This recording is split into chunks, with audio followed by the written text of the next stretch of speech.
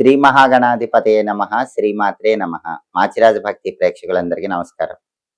June 11వ తేదీ నుంచి June 20వ తేదీ వరకు ఈ 10 రోజుల్లో గ్రహాల సంచారం బట్టి ద్వాదశ రాశుల వాళ్ళకి రాశి ఫలితాలు ఏ విధంగా ఉండబోతున్నాయో, అలాగే ఏ గ్రహాలు అనుకూలంగా ఉన్నాయో, ఏ గ్రహాలు వ్యతిరేకంగా ఉన్నాయో, అనుకూల గ్రహాల అనుకూలత పెరగాలన్నా, వ్యతిరేక గ్రహాల వ్యతిరేకత తగ్గింపజేసుకోవాలన్నా, ద్వాదశ రాశుల వాళ్ళు ఎలాంటి పరిహారాలు చేసుకోవాలో, ఏ దేవీ దేవతల ఆలయ దర్శనం చేయాలో, ఏ మంత్రాలు చదువుకోవాలో, ఏ స్తోత్రాలు పఠించాలో, ఎలాంటి దానాలు ఇవ్వాలో, గోమాతకి ఎటువంటి ఆహారం తినిపించాలో, ద్వాదశ రాశుల వారికి ఈ 10 రోజుల్లో భవిష్యత్ ఎలా ఉండబోతోందో ఈ వీడియోలో మనం తెలుసుకుందాం.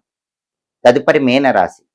మీనరాశి వాళ్ళకి జూన్ 11 నుంచి జూన్ 20 మధ్యలో గ్రహాల సంచారాన్ని బట్టి 10 రోజుల రాశి ఫలితాలు పరిశీలిస్తే, 10 రోజుల రాశి ఫలితాలు చూసేటప్పుడు ప్రధానంగా మనం తీసుకోవాల్సినటువంటి 4 గ్రహాలు రవి, బుధుడు, కుజుడు, శుక్రుడు. ఈ 4 గ్రహాల్లో మొట్టమొదటి గ్రహం సూర్యుడు 3, 4 స్థానాల్లో సంచారం చేస్తున్నాడు.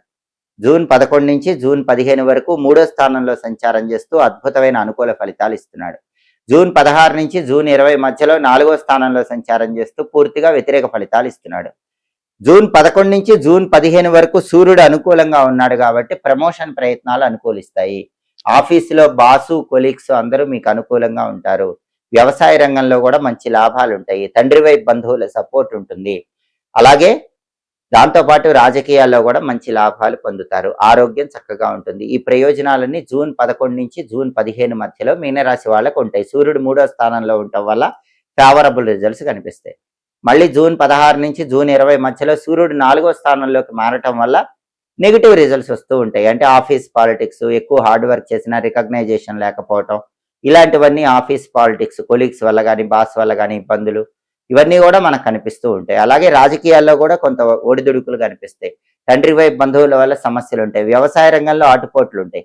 జూన్ 16 నుంచి జూన్ 20 మధ్యలో సూర్యుడి బలం లేదు కాబట్టి ఈ రకమైన ఫలితాలు వస్తాయి.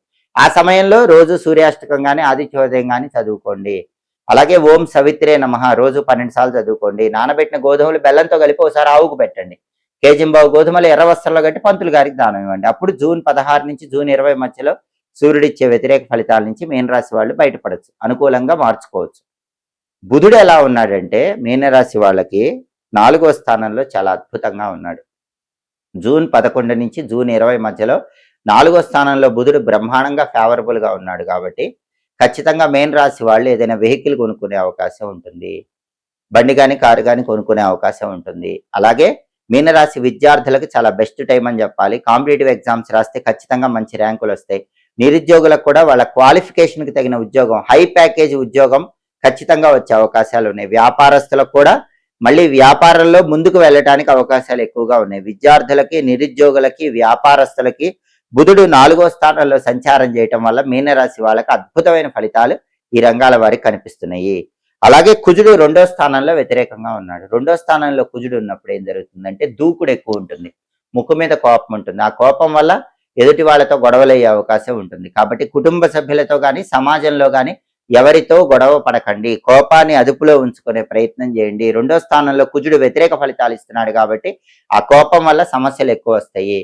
అది తగ్గాలంటే, కుజుడి వ్యతిరేక ఫలితాలు తొలగిపోవాలంటే నానబెట్టిన కందులు బెల్లంతో కలిపి ఒకసారి ఆవుకు పెట్టాలి. కేజింబావు కందులు ఎర్ర వస్త్రంలో మూట కట్టి బ్రాహ్మణుడికి దానం ఇవ్వాలి. నరసింహస్వామి ఆలయ దర్శనం చేయాలి. లక్ష్మీ నృసింహ కరావలంబ స్తోత్రం చాంటింగ్ వినాలి. ఓం నమో నారసింహాయ మంత్రం రోజు 21 సార్లు చదువుకోవాలి. ఇవన్నీ చేసుకుంటే కుజుడిచ్చే వ్యతిరేక ఫలితాల నుంచి బయటపడచ్చు. మీనరాశి వాళ్ళు అనుకూల ఫలితాలుగా వాటిని మార్చుకోవచ్చు. అలాగే మీనరాశి వాళ్ళకి శుక్రుడు 5వ స్థానంలో బ్రహ్మాండంగా యోగిస్తున్నాడు. 5వ స్థానంలో శుక్రుడు యోగించేటప్పుడు ఏం జరుగుతుందంటే తల్లిదండ్రులకి అత్యంత ఆప్తులుగా మారిపోతారు. సంతానానికి విపరీతమైన ప్రేమపాత్రులుగా మారిపోతారు. అంటే తల్లిదండ్రులు మెచ్చేటటువంటి సంతానంగాను, కొడుకులు, కుమార్తెలు ఇష్టపడేటటువంటి తండ్రిగాను లేదా తల్లిగాను ఉండే అవకాశం 5వ స్థానంలో శుక్రుడి వల్ల ఏర్పడుతుంది. అంటే వాళ్ళ తల్లిదండ్రులకి, వాళ్ళ సంతానానికి బాగా దగ్గరయ్యే అవకాశం 5వ స్థానంలో శుక్రుడి సంచారం ఉన్నప్పుడు తప్పకుండా కలుగుతుంది. ఇది మీనరాశి వాళ్ళకి ఏర్పడుతుంది. కాబట్టి మీనరాశి వాళ్ళకి 5వ స్థానంలో శుక్రుడు విశేషమైనటువంటి శుభ ఫలితాలను కలిగింపజేస్తాడు. అలాగే టెక్స్టైల్, లేడీస్ ఎంపోరియం, బొటిక్ లాంటి వ్యాపారాల్లో లాభాలు ఇస్తాడు. సినిమా, టీవీ రంగాల్లో, సంగీత, నాట్య రంగాల్లో కొత్త కొత్త అవకాశాలను కలిగింపజేస్తాడు. ఈ ప్రయోజనాలన్నీ కూడా శుక్రుడి పంచమ సంచారం వల్ల మీనరాశి వాళ్ళు పొందగలుగుతారు. కాబట్టి మీనరాశి వాళ్ళకి శుక్రుడు అద్భుతంగా ఉన్నాడు, బుధుడు అద్భుతంగా ఉన్నాడు, కుజుడి బలం లేదు కాబట్టి ఈ 10 రోజుల్లో కుజుడికి సంబంధించిన పరిహారాలు గట్టిగా చేసుకోవాలి. అలాగే సూర్యుడు వచ్చేసరికి మొదటి 5 రోజులు చాలా బాగున్నాడు, కానీ చివరి 5 రోజులు బాలేడు కాబట్టి 16, 17, 18, 19, 20 తేదీల్లో రవి పరిహారాలు చేసుకోవాలి. ఇలా సగం రోజులు రవి పరిహారాలు, పూర్తి రోజులు కుజుడి పరిహారాలు చేసుకుంటే ఈ గ్రహాలు ఇచ్చే వ్యతిరేక ఫలితాల నుంచి బయటపడి 10 రోజుల్లో జూన్ 11 నుంచి జూన్ 20 మధ్యలో మీన రాశి వాళ్ళు సంపూర్ణంగా అనుకూల ఫలితాలు అందిపుచ్చుకోవచ్చు. జ్యోతిష శాస్త్ర పరంగా అదృష్టం తొందరగా లభించాలంటే, దురదృష్టం దరిదాపుల్లోకి రాకుండా ఉండాలంటే ఘాతవారం రోజు కొన్ని ప్రత్యేకమైనటువంటి పనులు ఎట్టి పరిస్థితుల్లో చేయకూడదు. కొన్ని ప్రత్యేకమైన పనులు ఘాతవారం రోజు నిర్వహించుకున్నా ఎలాంటి ఇబ్బంది ఉండదు. 12 రాశుల వారికి ఒక్కొక్క రాశి వాళ్ళకి ఒక్కొక్క ఘాతవారం అని జ్యోతిష శాస్త్రంలో చెప్పారు. ఘాతవారం రోజు ఏం చెయ్యకూడదో జ్యోతిష శాస్త్ర గ్రంథాల్లో చెప్పారు. ఘాతవారం రోజు ఎట్టి పరిస్థితుల్లో ప్రయాణాలు చెయ్యకూడదు. ఘాతవారం రోజు ఒక పని మీద బయలుదేరి ప్రయాణం చేస్తే ఆ పని అవ్వదు. ప్రయాణాల పరంగా వ్యతిరేక ఫలితాలు వస్తాయి. ఘాతవారం రోజు వ్యవసాయ సంబంధమైన పనులేవి ప్రారంభించకూడదు. బావులు తవ్వటం, చెరువులు తవ్వటం, కాలువలు తవ్వటం, బోరింగులు వేయించుకోవటం, ఇలాంటివి ఏవి కూడా ఎవరైనా సరే వాళ్ళ రాశికి ఘాతవారం ఉన్న రోజు చేసుకోకూడదు. కొత్తగా వ్యాపారాలు ప్రారంభించాలనుకునే వాళ్ళు ఘాతవారం రోజు కొత్తగా వ్యాపారాలు ఎట్టి పరిస్థితుల్లో ప్రారంభించకూడదు. వ్యాపార సంబంధమైన విషయాలు, వ్యవసాయ సంబంధమైన విషయాలు, ప్రయాణానికి సంబంధించినవేవి కూడా ఘాతవారం రోజు చెయ్యకూడదు అని జ్యోతిష శాస్త్ర గ్రంథాల్లో చెప్పడం జరిగింది. తీర్థయాత్ర లాంటివి కూడా ఘాతవారాల్లో ప్రారంభించకుండా ఉండటమే మంచిది.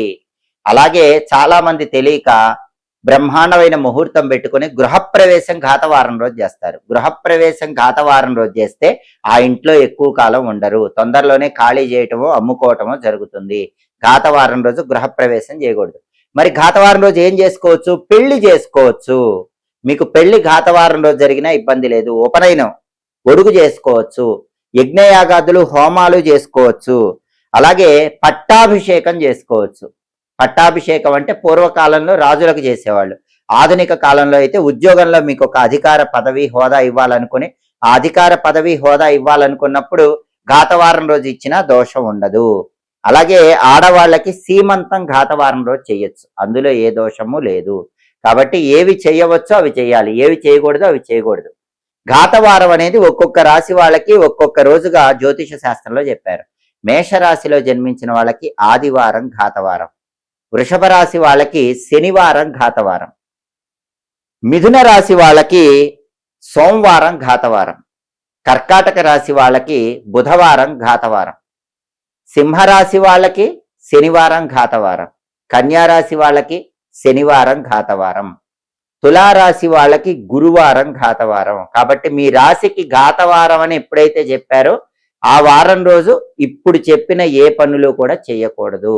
కొన్ని ప్రత్యేకమైన పనులే చేసుకోవాలి. అదేవిధంగా వృశ్చిక రాశి వాళ్ళకి శుక్రవారం ఘాతవారం, ధనుస్సు రాశి వాళ్ళకి శుక్రవారం ఘాతవారం, మకర రాశి వాళ్ళకి మంగళవారం ఘాతవారం, కుంభరాశి వాళ్ళకి గురువారం ఘాతవారం, మీనరాశి వాళ్ళకి శుక్రవారం ఘాతవారం. 12 రాశుల వాళ్ళకి ఘాతవారం అని ఇలా జ్యోతిష శాస్త్రంలో చెప్పారు. ఘాతము అంటే దెబ్బ అని అర్థం. అందుకే ఘాతవారం రోజు ఎవరైనా ఎప్పుడైనా ప్రయాణాలు చేస్తే మాత్రం ఖచ్చితంగా ఆ ప్రయాణాల్లో ఇబ్బందులు వస్తాయి. దూర ప్రాంత ప్రయాణాలు కానీ తీర్థయాత్రలు కానీ ఘాతవారం రోజు ప్రారంభించకండి. అత్యవసరంగా ఘాతవారం రోజు ప్రయాణాలు చేయవలసి వస్తే మాత్రం అటువంటప్పుడు ఇష్టదైవాన్ని స్మరించుకొని ఏదైనా పదార్థాలు దానం ఇవ్వటము, కొద్దిగా పెరుగు నోట్లో వేసుకుని వెళ్ళటం, తేనె నోట్లో వేసుకుని వెళ్ళటం, ఇటువంటివి చేసి మాత్రమే ప్రయాణాలు నిర్వహించాలని జ్యోతిష శాస్త్ర గ్రంథాల్లో చెప్పడం జరిగింది. కాబట్టి ఘాతవారాన్ని పాటించండి, సమస్త శుభ ఫలితాలను సిద్ధింపజేసుకోండి. ఎప్పటికప్పుడు గ్రహాల సంచారాన్ని బట్టి దినఫలాలు, మాస ఫలాలు, 10 రోజుల ఫలితాలు, సంవత్సర ఫలితాలు వీటన్నిటినీ తెలుసుకోవాలన్నా గ్రహాల సంచారంలో వచ్చే మార్పును బట్టి ఒక్కొక్క గ్రహం ఖగోళంలో మారినప్పుడు అది 12 రాశుల మీద ఎలాంటి ప్రభావాన్ని చూపిస్తుందో తెలుసుకోవాలనుకున్నా మాచిరాజ్ భక్తి ఛానల్ తప్పకుండా చూడండి. మా వీడియోస్ మీకు నచ్చినట్లయితే మా ఛానల్ లైక్ చేయండి, కామెంట్ చేయండి. మా ఛానల్ వీడియోస్ 10 మంది మిత్రులకు షేర్ చేయండి. మా ఛానల్ సబ్స్క్రైబ్ చేసుకోండి. పక్కన ఉన్న బెల్ సింబల్ ఒకటి మాత్రం మర్చిపోకండి. సర్వే జనాః సుఖినో భవంతు. స్వస్తి.